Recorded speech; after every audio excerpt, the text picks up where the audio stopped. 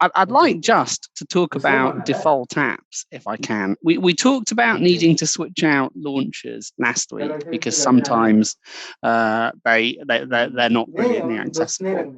The same can be true of stock apps. Normally, if you do replace an app that's capable of being set as the default, like a phone app, if you download the Google Phone Dialer, for instance, it will typically ask you if you want to change your default and set it as its default. All the launchers do that, browsers typically do. But if for some reason your app doesn't, I'm going to show you where you go and change that, and then I'm going to show you a consequence of having done that. So I'm going to come out of System Settings. Accounts, storage, battery, location, privacy, security, apps and notifications, default apps. I want to go to Apps and Notifications where Warren was earlier. Iberian, 5 minutes ago. Messages, Messenger, see all button, notifications, screen time, default apps, phone, and messages. Double tap to activate. Default apps is what we want. Default apps, disabled, assistant voice input, Google. So you can go in here and change the default assistance app if you want to. You could probably set it to Alexa or something. You could change your browser. Home app, that's your launcher. Mine set to Hyperion, as devoted listeners will know from last week. So phone app, I'm going to go in here and show you something. Phone app, disabled, enlisted, disabled. Phone, system, unticked, radio button. So I have a system app called Phone, which is the OnePlus app, which isn't ticked. Phone, ticked, radio button.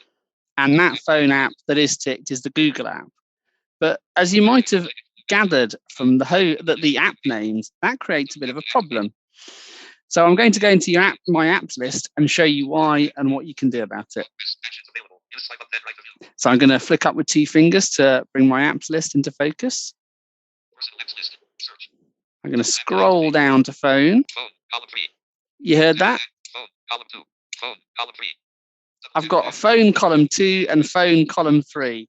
Now, isn't that really annoying? Because on the face of it, I don't know which app to open. I could have obviously put the default app on the home screen, but wouldn't it be good if I didn't have to listen to both phone apps? So what I'm going to do now, I'm going to find the phone app in question, the OnePlus app, which is the system phone app. I'm going to double tap and hold. Shortcuts. Create new contact out of grid. Double tap to active home button. Overview button. Home. Create new contact. App info button. And I'm going to find the app info button, which pops up. Widgets list. Phone. Com.omnibus. App version. For Iberian preferences side. Fingerprint check. Install by app. Open app info and settings. Display more information about this app. And I'm going to open app info in settings. We could have got to this in apps and notifications, but I wanted to show you why it was a problem in the apps list. App info. Phone. List. Open button. Disable button. Now I've got a disable button here. Chances are if you've changed the default app that's a system app, you've done it because you don't like the system app. So, this isn't the case for browsers, but browsers generally have different names.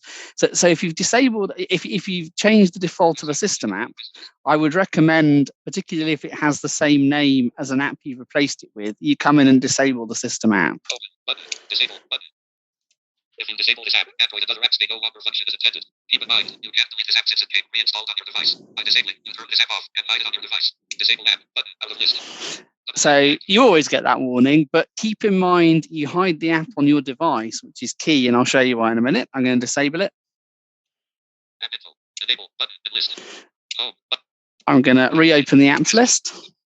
Personal apps list. Search. Contacts. Row 6. OnePlus Switch. Column 1. So we've got OnePlus Switch, Phone. Column 2. Phone, Photos. Photos. We've lost a phone app. Ladies and gentlemen, by disabling it, we don't then have a duplicate apps list entry that we don't know what it does. So that was all I wanted to say about default apps.